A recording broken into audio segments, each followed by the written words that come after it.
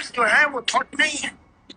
जैसे कि ईंटें मकान नहीं है, लेकिन मकान ईंटों से बनते हैं। अगर ईंटें कम है तो छोटे मकान बना पाएंगे आप?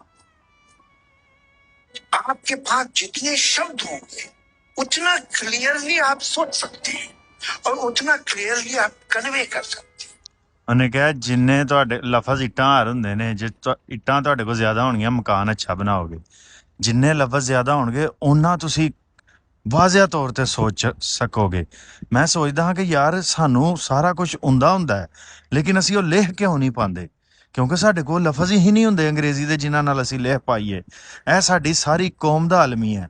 ਜਿੰਨਾ ਜੇ ਲਫ਼ਜ਼ ਤੁਹਾਡੇ ਕੋਲ ਜ਼ਿਆਦਾ ਹੋਣਗੇ ਨਾ ਤੇ ਤੁਸੀਂ ਸੋਚ ਵੀ ਬਿਹਤਰ ਪਾਓਗੇ। ਤੇ ਉਹਨੇ ਕਿਹਾ ਕਨਵੇ ਦਾ ਮਤਲਬ ਹੈ ਅੱਗੇ ਬਿਆਨ ਕਰਨਾ। ਅਸੀਂ ਬਿਆਨ ਵੀ ਨਹੀਂ ਕਰ ਪਾਉਂਦੇ। ਉਹਨੇ ਸਾਡੀ ਕੌਮ ਦੀਆਂ ਇੱਟਾਂ ਘਟ ਗਈਆਂ ਨੇ ਤਾਂ ਸਾਡੀ ਮੰਜ਼ਿਲ ਨਹੀਂ ਮਿਲ ਰਹੀ। ਦੁਨੀਆ ਹੀ ਸਾਡਾ ਮਕਾਨ ਛੋਟਾ ਰਹਿ ਗਿਆ। ਇਹ ਹਰ ਗੁਲਾਮ ਕੌਮ ਦੇ ਨਾਲ ਹੋ ਰਿਹਾ।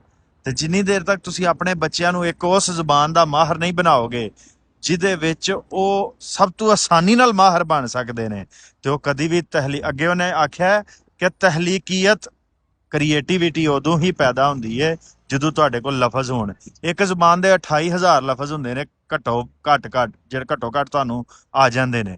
ਹੁਣ ਅੰਗਰੇਜ਼ੀ ਜ਼ੁਬਾਨ ਦੇ ਨਾ CSS ਦੇ ਵਿੱਚ 1000